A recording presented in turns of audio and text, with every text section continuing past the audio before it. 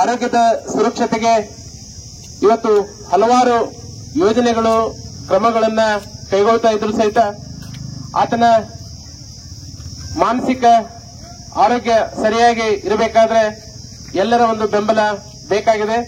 ಅದರಲ್ಲೂ ಸಹಿತ ಸ್ಕಿಜೋಫ್ರೆನಿಯಾ ಅನ್ನೋ ಒಂದು ಕಾಯಿಲೆಯನ್ನ ನಾವು ನಿರಂತರವಾಗಿ ಜಾಗೃತಿಯನ್ನ ನೀಡಬೇಕಾದಂತ ಒಂದು ಸನ್ನಿವೇಶ ಇರುವುದರಿಂದ ಇವತ್ತು ಜಾಗತಿಕವಾಗಿ ಸ್ಕಿಜೋಫ್ರೆನಿಯಾ ಕಾಯಿಲೆ ಕುರಿತು ವಿಶ್ವ ಸ್ಕಿಜೋಫ್ರೆನಿಯಾ ದಿನವನ್ನ ಇವತ್ತು ಜಗತ್ತಿನ ಎಲ್ಲ ರಾಷ್ಟ್ರಗಳಲ್ಲಿ ಆಚರಣೆ ಮಾಡಲಾಗ್ತಾ ಇದ್ದು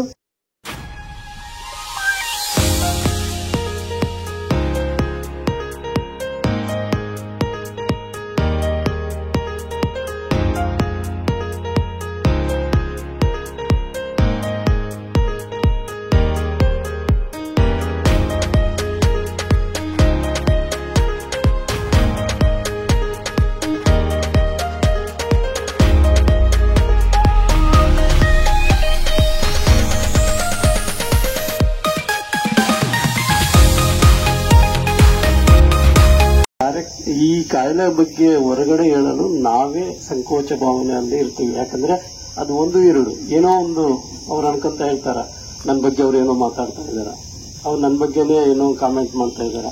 ಸೊ ನಾನು ಮಾಡಿರೋದನ್ನ ಅವ್ರೇನೋ ತಪ್ಪು ಅನಿಸ್ತಾ ಇದೆ.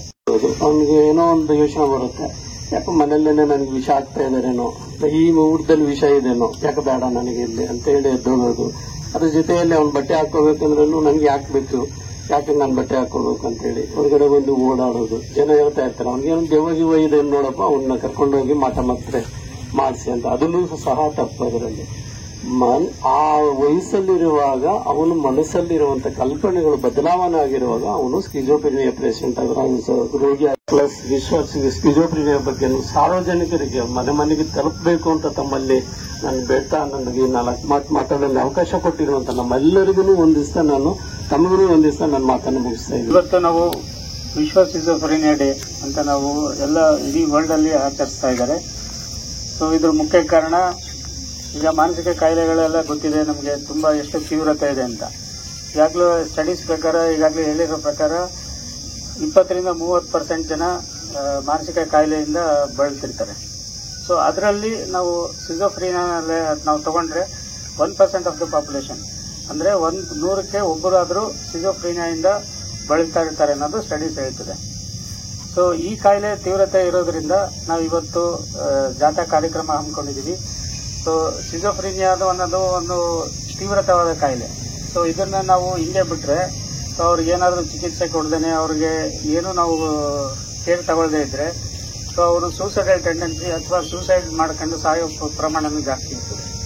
ಸೊ ಹಂಗಾಗಿ ನಾವು ಇದನ್ನ ಮೊದಲ ಹಂತದಲ್ಲೇ ನಾವು ಅವ್ರಿಗೆ ಚಿಕಿತ್ಸೆ ಕೊಡಿಸಿ ಅವ್ರಿಗೆ ಕೌನ್ಸಿಲಿಂಗ್ ಕೊಡಿಸಿ ನಾವು ಅವ್ರನ್ನ ಬೇಗ ಗುಣಪಡಿಸಬೇಕು ಅಂದ್ರೆ ನಾವು ಬೇಗ ಅವ್ರನ್ನ ಕಂಡುಹಿಡಿಬೇಕಾಗ್ತದೆ. ಹೀಗೆ ಯಾರಿಗಾದ್ರೂ ಈಗ ಕೆಲವರು ಏನ್ ಮಾಡ್ತಾರೆ, ಈಗ ಮಾನಸಿಕ ಕಾಯಿಲೆ ಅಂತಂದ್ರೆ ಒಂಥರ ಸ್ಟಿಗ್ಮಾ ಇರ್ತದೆ, ಬೇಗ ಹೇಳ್ಕೊಳಕ್ಕಾಗಲ್ಲ ಅವ್ರಿಗೆ. ಸೊ ಅವ್ರೇನ್ ಮಾಡ್ತಾರೆ, ಬೇಗ ಡಾಕ್ಟರ್ ಹತ್ರ ಬರಕ್ಕೆ ಹಿಂಜರಿತಾರೆ. ಸೊ ಹಂಗಾಗಿ ಅವರೇ ಪರ್ಸನಲ್ ಆಗಿ ಕಾಲ್ ಮಾಡೋದು ಒಂದು ನಂಬರ್ ಇದೆ 14416 ಅಂತ.